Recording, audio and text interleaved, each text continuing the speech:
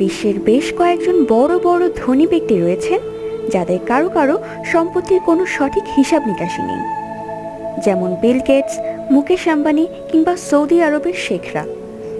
কিন্তু গোটা বিশ্বের মানবজাতির ইতিহাসে এখন পর্যন্ত সবচেয়ে ধনী ব্যক্তি হিসেবে যার নাম উঠে এসেছে তিনি হলেন পশ্চিম আফ্রিকার মালি সাম্রাজ্যের অধিপতি মানসা মুসা।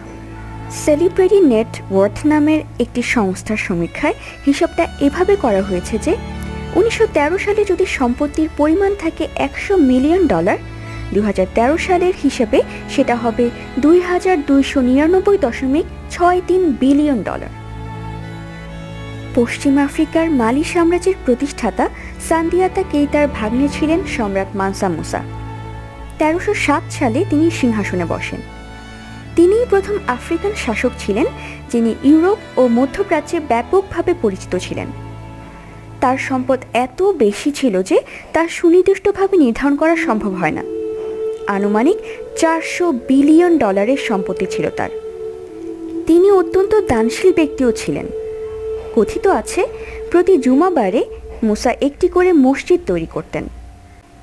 এমনকি মানসা মুসার রাজপ্রাসাদও ছিল সোনা দিয়ে তৈরি।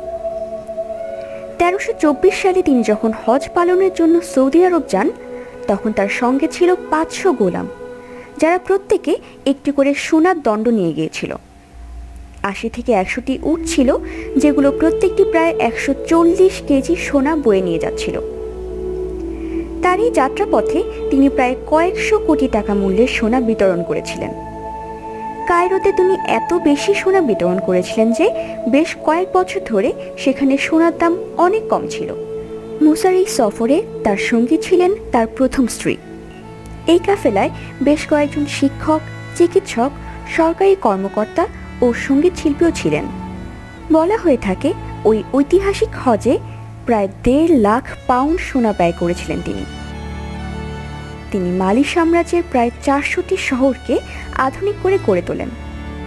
তার তৈরি স্থাপত্যের মধ্যে শঙ্কর মাদ্রাসা বা ইউনিভার্সিটি অফ শঙ্কর, হল অডিয়েন্স এবং গ্র্যান্ড প্যালেস উল্লেখযোগ্য।